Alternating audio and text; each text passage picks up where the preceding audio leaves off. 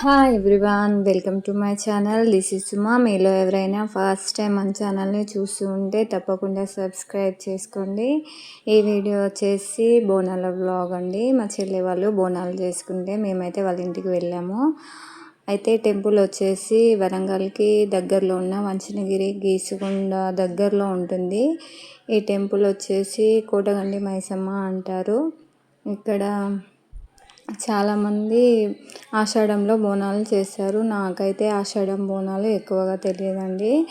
పోచమ్మ బోనాలు అంటే శ్రావణంలో చేసుకుంటారు కదా, అదైతే ఐడియా ఉంది. కానీ ఈ ఆషాఢంలో చేసుకునే బోనాలు అయితే అంతగా ఐడియా లేదు. అంటే ఎక్కువగా ఫేమస్ హైదరాబాద్లో కదా బోనాలు, ఆషాఢం బోనాలు. అంటే వేరే విలేజ్లలో చేసుకుంటారేమో, నాకైతే ఐడియా లేదు. పోచమ్మ బోనాలు అయితే ఐడియా ఉంది. మేమైతే మార్నింగే బయలుదేరామండి. అయితే టిఫిన్ అయితే ఏం చేయలేదు. పిల్లలకి టిఫిన్ చేపిద్దామని టెంపుల్కి దగ్గరలో ఉన్న ఫుడ్ ట్రక్స్ దగ్గరికి అయితే వెళ్ళి టిఫిన్ అయితే చేపించాము. తర్వాతకి అమ్మవారి టెంపుల్కి వెళ్ళి అమ్మవారిని దర్శించుకున్నాము. ఇక్కడ ఎక్కువగా అమ్మవారికి మొక్కులు మొక్కుకున్నవారు అమ్మవారికి ముక్కు పుడకలు కానీ, కోళ్ళని కానీ, గొర్రెలను కానీ, బోనాలు కానీ సమర్పించుకుంటారు వాళ్ళ కోరికలు నెరవేరినప్పుడు. టెంపుల్కి కొద్దిగా దూరంలో సాయిబాబా టెంపుల్ కూడా ఉంటుంది. అంటే దూరం అంటే దీని పక్కనే ఉంటుంది సాయిబాబా టెంపుల్. ఈ టెంపుల్ కూడా చాలా బాగుంటుంది. అసలు టెంపుల్స్కి వెళ్తే ఆ వైబే వేరు ఉంటుందండి, బాగా అనిపిస్తుంది.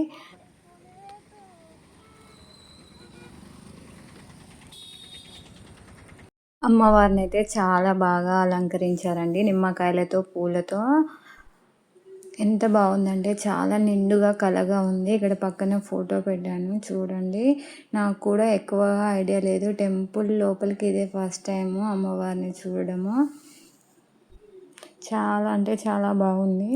ఇక్కడ దగ్గరలో సాయిబాబా టెంపుల్ ఉందని చెప్పాను కదా, అక్కడ చాలా గార్డెనింగ్ ఉందండి. పిల్లలు ఆడుకోవడానికి చాలా ప్లేస్ ఉంది. ఇక్కడ ముందుగా అయితే రాధాకృష్ణుని మండపం ఉంది.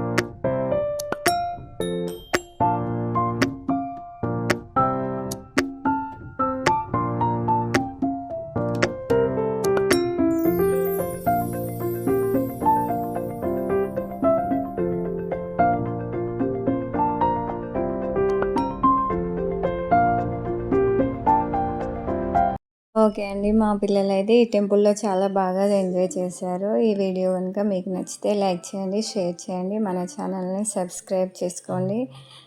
Thank you everyone, support me and my channel.